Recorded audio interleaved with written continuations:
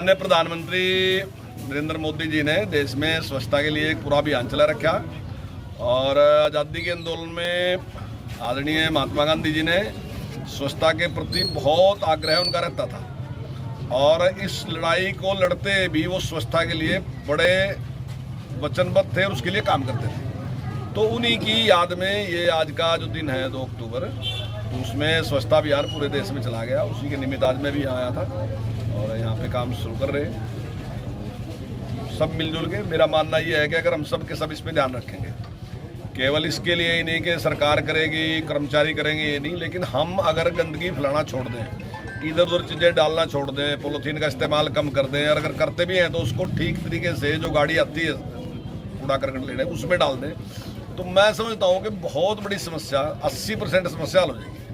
और जो 20% बचेगी वो सफाई कर्मचारी और सारे मिलकर अगर करेंगे तो मैं समझता हूँ। और सफाई जो है वो केवल किसी एक व्यक्ति का विषय नहीं, हमारा सबका विषय है। हम सब इसमें अपनी अपनी भागीदारी निभाएं तो निश्चित तौर से देश स्वच्छ होगा।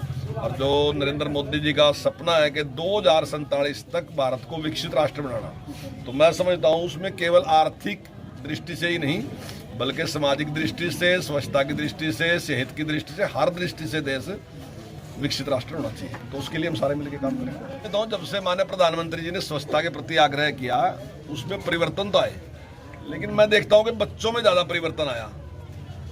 तो निश्चित तौर से बच्चों का परिवर्तन बहुत महत्वपूर्ण है, वो माँ बाप को भी इसके लिए प्रेरित करते हैं। तो भारत बदल तो रहा, लेकिन मैं समझता हूँ गति थोड़ी कम है, जल्दी उसको ठीक करना चाहिए। और अगर हम सब इंटरेस्ट लेंगे तो बहुत जल्दी में इस परिवर्तन हो। मैं तो एक बात कहता हूँ कि आप 1 महीने तक अपने व्यवहार में परिवर्तन लेके आओ कि आप कहीं भी कूड़ा नहीं डालोगे, जहाँ जगह के बिना नहीं डालोगे। 1 महीने के बाद आप स्वयं ही नहीं डाल सकोगे, फिर आपको जरूरत नहीं पड़ेगी किसी चीज़ की, आपकी आदत बन जाएगी, हैबिट बन जाएगी आपकी, और आप कहीं भी इस प्रकार का व्यवहार नहीं करेंगे।